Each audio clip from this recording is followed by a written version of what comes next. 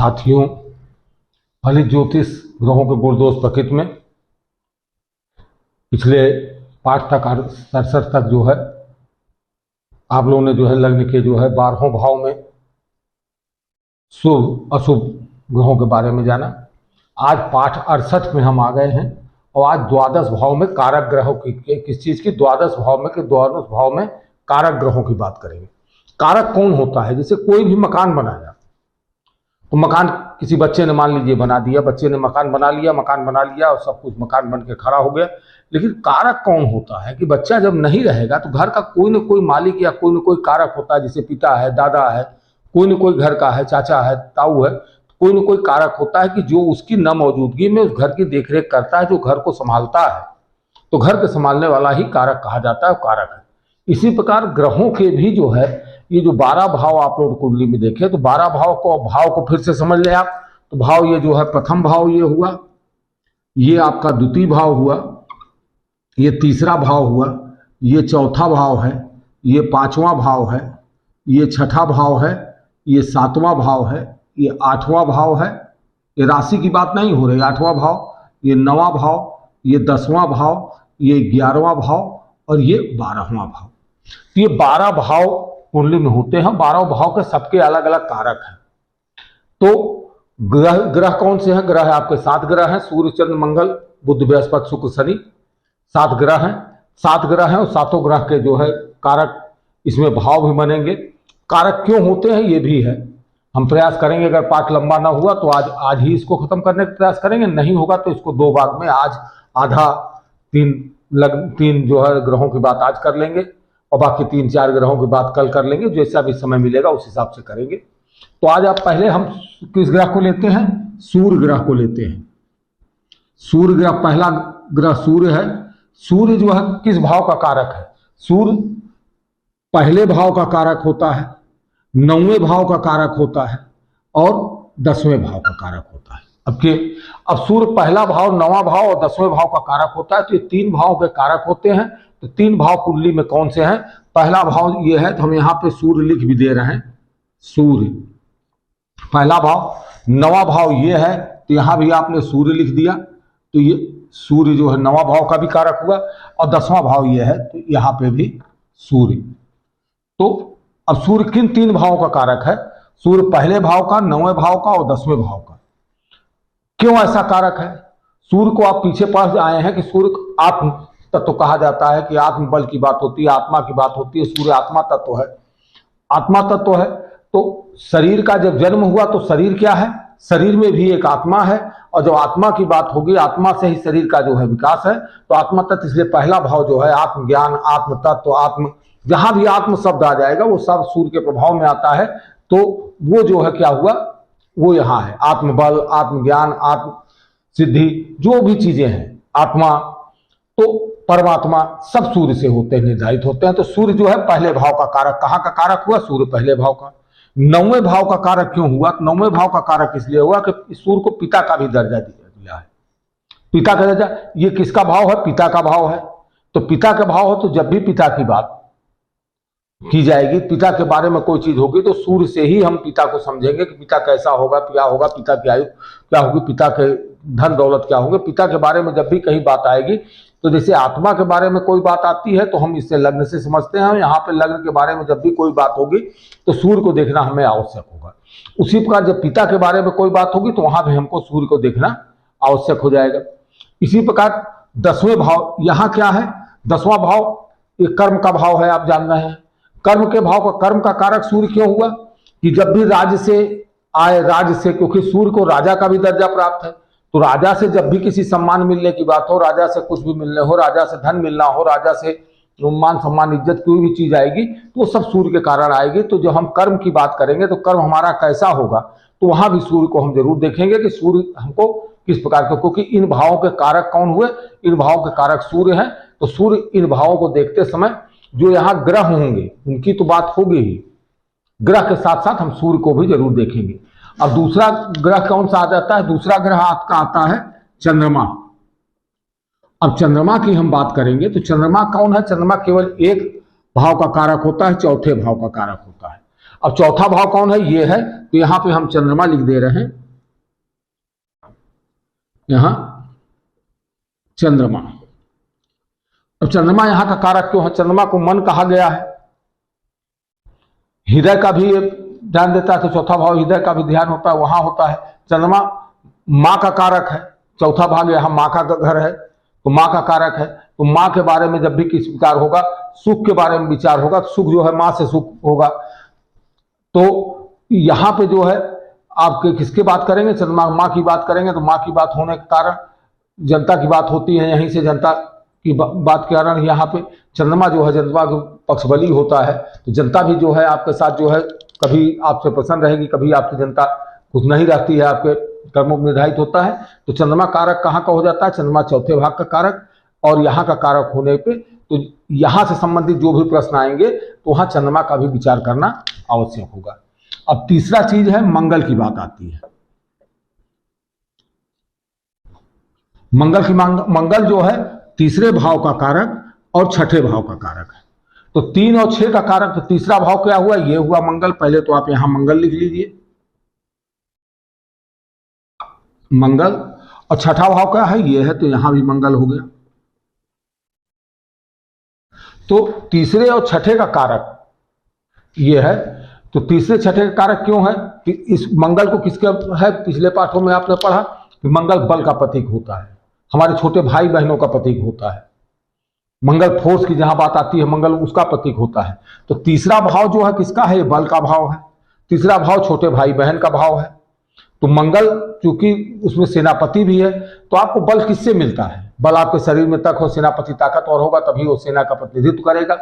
जहां फोर्स के जब भी कभी आप कोई ऐसे काम करेंगे, बल के ताकत के काम करेंगे, तो मंगल की आवश्यकता पड़ती है। मंगल हमारे मसल्स हैं, तो मंगल मसल्स है, तो मंगल के कारण, तो मंगल यहाँ मसल्स का, बल का, छोटे भाई बहनों का, इसका कारक जो कौन बना, इससे संबंधित जब भी कोई प्रश्न आएंगे तो उस प्रश्नों में हम जो है हमेशा निश्चित तौर पे मंगल को भी जरूर देखेंगे कि मंगल की स्थिति क्या है। मंगल की स्थिति अच्छी होगी तो अच्छा परिणाम देगा, मंगल की स्थिति खराब होगी तो वो उस परिणाम में फर्क आएगा, चाहे यहाँ का ग्रह चाहे जैसा भी क्यों ना हो। इसी प्रकार मंगल छठे भाव का कारक क्या है, ये क्या है, शत्रु, रोग, चिंता, संदेह, पीड़ा। तो रोग जब मसल्स आपकी कमजोर होगी, मसल्स में आपका दम नहीं रहेगा, और फोर्स भी है, जैसे शत्रु भी होंगे, शत्रु आपको फोर्स से दबाव डालेंगे, आपके ऊपर प्रेशर बनाएंगे। रोग होगा तो रोग भी आपको परेशानी करेगा, आपके शरीर पे बल पे कमी लाएगा। चिंता जो होगी, कोई चिंता होगी तो भी आपके शरीर की हानि होगी, शरीर पे कमी आएगी। और तो इस सारी चीजें यहाँ मंगल, तो इसलिए छठे भाव का भी कारक का हुआ कि छठे भाव इससे संबंधित जो भी शत्रु, रोग, चिंता, संबंधित फल का जो भी हम विचार करेंगे उसमें मंगल की बात जरूर लेंगे, मंगल से भी उसको देखेंगे। अब अगला ग्रह आता है, बुध की बात आती है। बुध कहाँ का कारक है, बुध आपका चौथे और 10वें भाव का कारक है, चौथा और 10वां भाव। अब चौथा भाव कौन सा, चौथा भाव ये है, तो यहां भी आपने बुध लिख दिया, और 10वां भाव ये है, तो यहां भी बुध लिख दिया। अब चौथे और 10वें भाव का कारक कौन है, बुध है।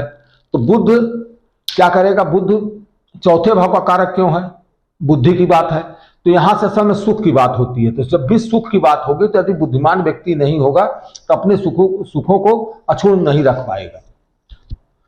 माता का घर है और यहाँ पे सुख, सारे सुख, गाड़ी के सुख, वाहन के सुख, मकान का सुख, और किसी भी तेरे कामनाओं को, जितनी भी कामनाएं होती है, जितने प्रकार के सुख होते हैं, सारे सुख यहाँ से देखे जाते हैं।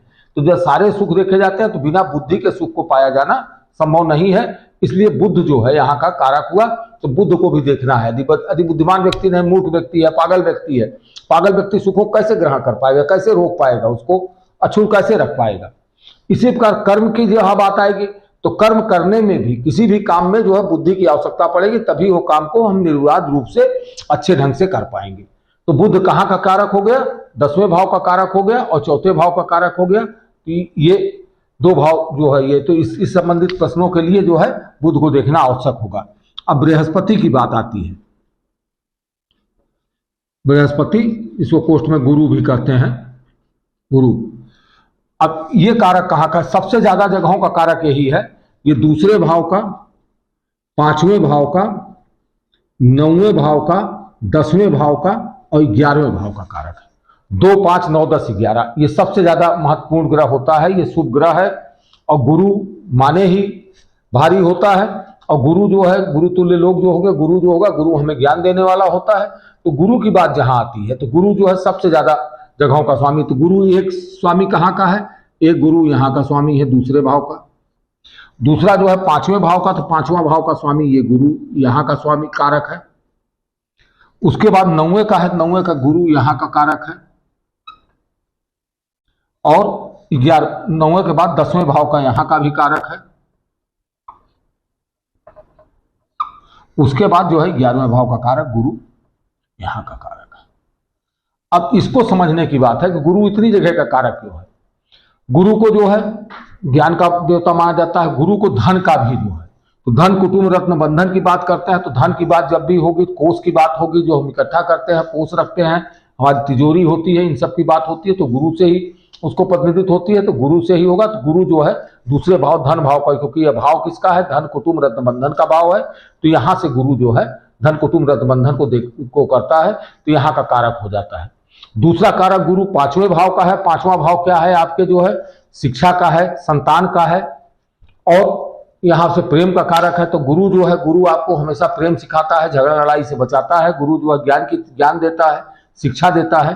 तो आप ये भी समझिए कि गुरु 5वें भाव का कारक होकर संतान के कारक हो जाते हैं। ये ज्ञान देते हैं, हमको शिक्षा देते हैं, पढ़ाई लिखाई में ज्ञान की वृद्धि कराते हैं, प्रेम देते हैं, धार्मिक क्रियाकलापों में वो करते हैं। तो इसलिए गुरु यहाँ का कारक है। तो 5वें भाव से संबंध, यदि संतान के संबंध में बात करनी है, इसमें हमको विद्या के संबंध में बात करनी है कि पढ़ाई लिखाई कैसी होगी, तो ये सब जो भी चीज यहाँ से देखी जाएगी, उन सभी में गुरु का जो है कारक भाव को, गुरु को देखना आवश्यक होगा। अगला आप देख रहे हैं 9वें भाव का गुरु कारक है। तो 9वें का कारक क्यों है, 9वें का कारक पिता का घर है। पिता भी गुरु तुल्य होता है, क्योंकि पहला ज्ञान हमको पिता ही देता है, पिता के साथ रह के हम ज्ञान पाते हैं। और उसके बाद भाग्य का घर है, तो भाग्य भी वहां जो है, तो पिता का घर होने, पिता तुल्य और पिता तुल्य लोग जो भी होंगे, उन सभी की बात यहाँ गुरु से ही होगी। तो गुरु 9वें भाव का भी कारक होता है। 10वें भाव कर्म भाव है। कर्म भाव में भी कर्म का जो है स्वामी कौन हुआ, गुरु यहाँ का कारक को, कि कर्म करेंगे तो बिना ज्ञान के भी कर्म, जैसे बुद्धि बिना काम नहीं हो सकता है, उसी तरह ज्ञान के बिना भी कोई कार्य किया जाना संभव नहीं है। इसलिए गुरु 10वें भाव का भी कारक है। 11वां भाव चूंकि आय का भाव है, तो हमने आपसे बताया कि धन भाव का कारक जो गुरु होते हैं, तो धन के कारक गुरु हुए हैं, तो आय भी जो है धन की ही आय होगी। तो आय की बात होगी तो आय का भी स्वामी कारक गुरु जो है गुरु होता है, तो गुरु को ही देखेंगे। अब बृहस्पति के बाद अब आता है आपका अगला ग्रह आता है शुक्र की बात करते हैं। अब शुक्र जो है, शुक्र की बात, शुक्र कहाँ का कारक है, शुक्र जो है 7वें भाव का, यहाँ पे पहले हम लिख देते हैं, शुक्र 7वें भाव का कारक है। 7वें भाव का कारक है, तो यहाँ पे ये शुक्र की बात करते हैं। शुक्र, तो शुक्र कहाँ का कारक है, शुक्र 7वें भाव का। तो शुक्र को हमने पूर्व के पाठों में बताया है कि शुक्र वीर तत्व को, वीर को प्रतिनिधित्व करता है। शुक्र हमको अपोजिट सेक्स को प्रतिनिधित्व करता है, यानी शादी विवाह के लिए ये शुक्र स्त्री ग्रह है, पत्नी को करता है, और स्त्री के लिए जो है पति को प्रतिनिधित्व करता है। तो ये शुक्र जो है वीर को जो प्रतिनिधित्व करता है, तो वीर जन्म को दाता होता है, वीर से जन्म बच्चा पैदा होता है, तो वीर के बिना कुछ भी संभव नहीं है, और कामनाओं का स्वामी है। तो इसमें जो है शुक्र जो है, चूंकि 7वां भाव जो है पत्नी का भाव होता है, पार्टनर का भाव होता है, रोजमर्रा की आय का भाव होता है, ये सब कामनाएं होती हैं। हर व्यक्ति चाहता है कि रोजमर्रा की आय हमारी अच्छी हो, पत्नी ठीक हो या पति ठीक हो, उसके बाद हमारे अंदर शुक्राणु इतने हों, वीर की मजबूती हो, जिससे हम संतान उत्पत्ति कर सकें और जीवन को आगे बढ़ा सकें, अपने कुल को आगे बढ़ा सकें। तो शुक्र जो है 7वें भाव, केवल एक ही भाव को, और बहुत महत्वपूर्ण भाव है शुक्र, उसको करता है। अब एक ही ग्रह बच रहा है शनि। शनि ग्रह की बात है। शनि जो है 6, 8, 10, 12 का जो है 6ठे भाव का, 8वें भाव का, 10वें भाव का और 12वें भाव का कारक होता है। गुरु के बाद दूसरा ऐसा ग्रह है कि जो सबसे ज्यादा जगह का कारक होता है। अब इसका कारण क्या है, शनि जो है यहां का कारक हो गया एक, तो 6ठे भाव का, 8वें भाव का कारक हो गया शनि, और 10वें भाव का कारक हुआ शनि, और 12वें भाव का कारक हुआ शनि।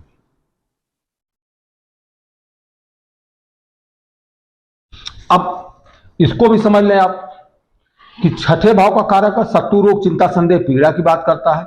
शनि दुख के स्वामी है, और दुख के स्वामी हैं तो दुख देने वाले ग्रह हैं शनि, और शनि सेवक के रूप में होते हैं। तो दुख हमको कहाँ कहाँ से मिलेगा? दुख हमको होगा शत्रु, रोग, चिंता, संदेह। शत्रु जो देगा वो भी हमको दुख देगा। जो सेवा करने वाले हमारे कर्मचारी होंगे वो भी दुख ही देते हैं, ठीक से काम नहीं करते हैं तो भी दुख देते हैं।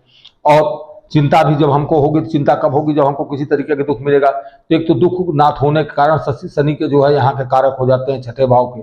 यहाँ से हमारा कर्जा वर्जा की भी बात होती है, तो शनि के कारण ही जो कर्ज लेके हमको जब दुख की स्थिति आएगी, कर्ज लेना पड़ेगा, तुम्हारे ऊपर बोझा पड़ता है, तो भी होता है शनि, इसलिए यहाँ के कारक होते हैं। यहाँ के कारक शनि के होते हैं। शनि को जो है एक और स्वामी माना गया है कि शनि आयु के भी स्वामी है, आयुदाता है शनि, तो आयु के स्वामी होते हैं। ये आयु का ही भाव है, तो आयु का भाव है तो शनि जो है आयु की भी बात करते हैं। अब शनि यहाँ है कर्म भाव के स्वामी भी आते हैं, क्योंकि सेवा जो है शनि को सेवक के रूप में देखा जाता है। तो शनि जो है सेवक के रूप में देखा जाएगा, तो कर्म करना है तो कर्म में भी हमको सेवक की आवश्यकता पड़ेगी। जब भी हम कोई काम करेंगे तो उसमें हम सेवा भाव से, हम सरकारी नौकरी कर रहे हैं तो हम सरकार को सेवा दे रहे हैं, या हम अपनी कोई बिजनेस करते हैं तो उसमें हम सेवकों की सेवा लेंगे। तो सेवा की आवश्यकता हमको किसी भी काम में, चाहे हम सरकारी नौकरी करें, चाहे प्राइवेट नौकरी करें, चाहे अपना काम करें, कोई भी कार्य करेंगे तो उसमें सेवा की हमको आवश्यकता होगी। तो सेवा के लिए तो शनि की यहाँ पे भी महत्वता बढ़ जाती है, शनि को 10वें भाव से भी। और फिर 12वें भाव को, 12वां भाव व्यय का भाव होता है, मोक्ष का भाव होता है। तो आयु है, आयु से जुड़ा हुआ मोक्ष की बात होती है, तो मोक्ष की बात है। तो यहाँ पे जो है शनि, और उसके बाद ये अस्पताल का भी होता है। ये रोग का, ये शत्रु, रोग, चिंता, संदेह, पीड़ा है, तो ये अस्पताल का भाव हो जाता है। तो अस्पताल का भाव हो जाता है तो ये भी यहाँ को दुख प्राप्त होता है। शनि जो है अस्पताल के भी कारक हो जाते हैं, क्योंकि वहां भी नर्सों की सेवा, उनकी सेवा लेनी पड़ती है, तो वहां भी। तो हर ग्रह जो है जहां जो उनको प्रतिनिधित्व दिया गया है उसी हिसाब से वो जो है अपने कार्य वितरित। अब समझने की बात यह है कि कहीं भी जो है जो ग्रह होंगे वो इनसे संबंधित जो भी प्रश्न आएंगे, वहां ग्रह कोई होगा। मान लीजिए यहाँ चंद्रमा बैठा है, तो चंद्रमा बैठा, चंद्रमा यहाँ के लिए कार्य करेगा, लग्न के लिए चंद्रमा प्रभावी होगा। गुरु बैठा है, गुरु प्रभावी होगा। लेकिन सूर्य को भी देखा जाएगा, सूर्य की स्थिति अच्छी नहीं होगी तो चंद्र उतना अच्छा प्रभाव नहीं दे पाएगा, गुरु उतना अच्छा प्रभाव नहीं देगा। इसलिए कारक ग्रहों को भी आप याद कर लेंगे, और याद करके इसको नोट भी कर लेंगे। आप इसको नोट कर लेंगे तो आपको बहुत आसानी होगी कि ये है। हमने इसीलिए दोनों तरीके से बताया कि यहाँ आपको सूर्य, चंद्र, मंगल, बुध, बृहस्पति, शुक्र, शनि जो है, ये हमने अंकों में, संख्या में भी किस किस भाव का है, भाव की बात किया। और यहाँ हमने इसमें भी भाव देके और पत्रिका में भी आपको समझा दिया है। अब एक बार आप फिर समझ लें। सूर्य जो है एक, इस तरह से भी आप रख सकते हैं जल्दी में। सूर्य 1, 9, 10 का कारक है, चंद्रमा 4 का कारक है, मंगल 3 और 6 का कारक है, बुध 4 चौथे भाव और 10वें भाव कारक, बृहस्पति दूसरे भाव, 5वें भाव, 9वें भाव, 10वें भाव, 11वें भाव का, शुक्र 7वें भाव का, शनि 6ठे, 8वें, 10वें और 12वें भाव का कारक होता है। तो आज आपने कारक जाना, कल किसी अन्य ग्रहों के ही किसी अन्य और भी चीजों को लेके हम कल आपके सामने प्रस्तुत होंगे। आज के लिए इतना ही। सभी को नमस्ते, धन्यवाद।